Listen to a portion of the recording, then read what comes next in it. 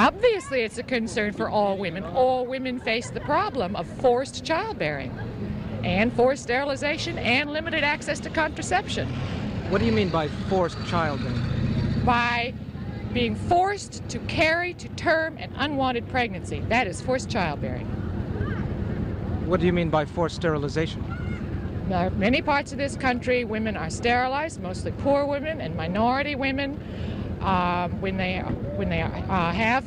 have pregnancies, they're sterilized with the threat of, if you are not sterilized, we'll cut off your welfare benefits. It's a real problem for mostly minority women in this country, and that certainly violates a woman's right to control her own body if she is sterilized. Free our sisters, free ourselves, free our sisters, free ourselves, free our sisters, free ourselves, free our sisters, free ourselves, free our sisters, free ourselves.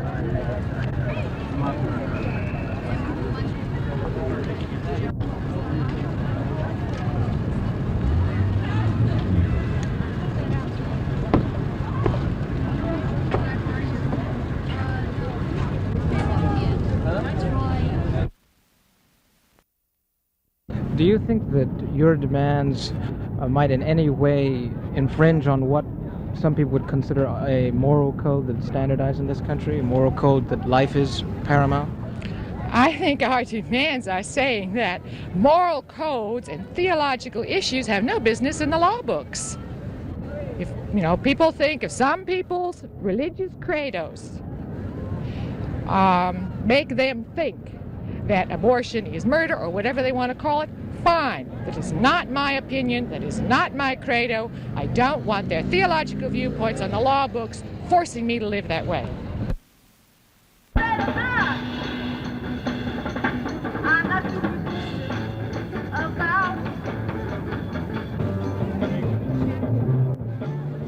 Begins to beat at the 23rd day after conception. The brain waves begin to function at approximately the 30th day after conception, 1 month.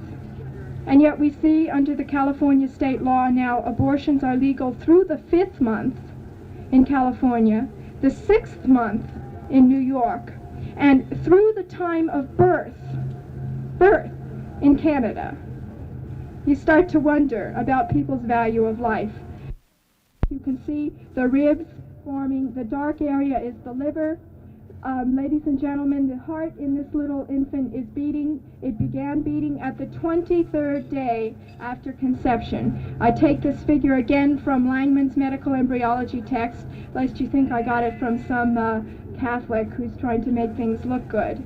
23rd day.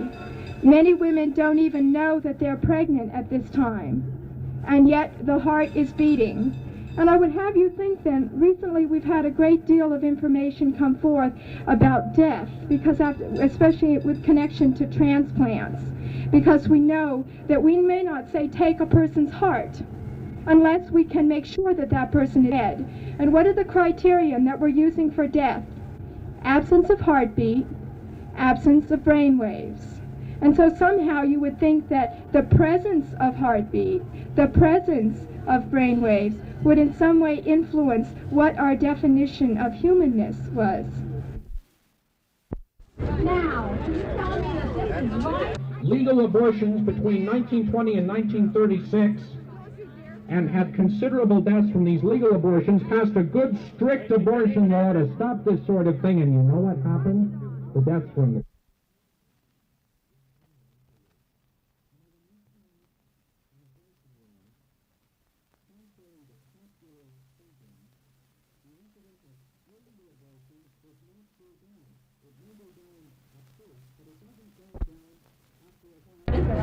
That we can worry about population problems. Did you know? And this is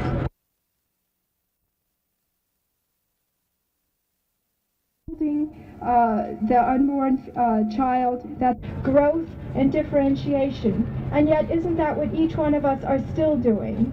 We are still growing. We are still that a number of babies born in New York, and these are get people straight on, is what is legal in California now. Murder, ethically speaking, as the intention. approximately 12 weeks. Find out. They killed in another country. We are the first to practice. The organ system is present and beginning to function. From the 3rd until the 9th month, because as you ladies know who have had children, you will deliver at approximately 9 months, give or take. But by the 3rd month, every single organ system is present. From the 3rd until the 9th.